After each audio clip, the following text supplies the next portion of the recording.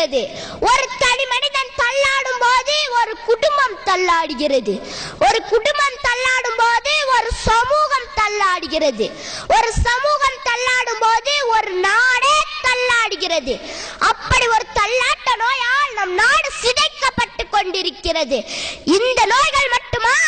பாலம் கட்டிய நோய், பருப்பு இறக்குமதி நோய், சுடுகாடு கட்டிய நோய், மணற்கொள்ளை நோய், மாட்டுத் தீவன நோய்,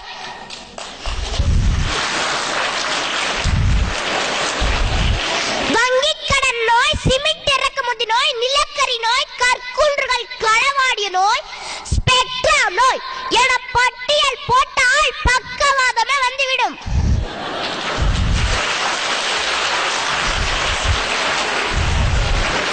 வல்லரசாக வளர்ந்து கொண்டு இருப்பதாக வார்த்தை பந்தல் போடப்படும் இந்த மண்ணில் இன்னும் 20 கோடி மக்களுக்கு இரவு உணவு இல்லை. உலக மக்கள் தொகையில் கல்வி அறிவாற்றோரில் 25% இந்திய மக்களே. நாடு முழுவதிலும் சுமார் 230 நகரங்களில் மட்டுமே கழிவுநீர் கால்வாய்கள் உள்ளன. மும்பையில் 40% அடிப்படை வசதியற்ற சேரிகள். டெல்லியில் 35% மக்கள் திறந்த வெளியில் வாழ்கிறார்கள். இன்னமும் 5 லட்சம் பேர் தலையில் மானம் சுமக்கிறார்கள். ஒரு பக்கம் பசித்தவனுக்கு உணவில்லை, இன்னொரு பக்கம் 50 மில்லியன் டன் உணவுப் பொருள் சேமிப்பு கிடங்கில் பயன்படுத்தாமல் வீணாகிறது.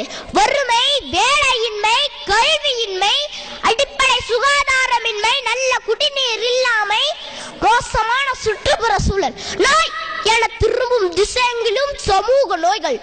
இதோ ஒரு புது கவிதை.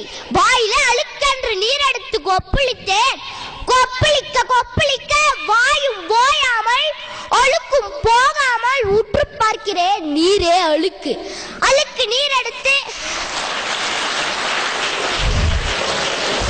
அழுக்கு நீர் எடுத்து 1000 முறை கொப்பளித்தாலும் வாயலுக்கு போகாது.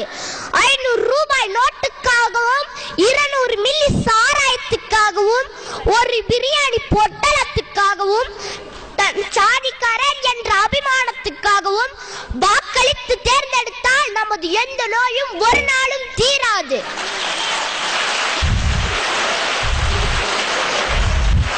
சாக்கடை என்று மூக்கை பிடிப்பதால் அசுத்தம் நாற்றம் போகாது.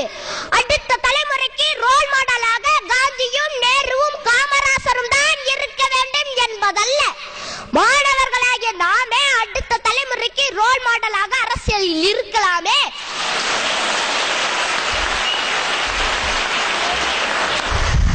நாம் அரசியலில் இருந்தால் அரசியலுக்கே மருத்துவம் பார்க்கலாம். அரசியல் மட்டும் ஆரோக்கியமாக அமைந்து விட்டால் சமூகத்தின் சகல நோய்களுக்கும் மருந்து தானாகவே வந்து சேரும். மக்கள் அனைவரும் நோயற்ற வாழ்வுடனும் குறைவற்ற செல்வத்துடனும் வாழலாம். நன்றி, வணக்கம்.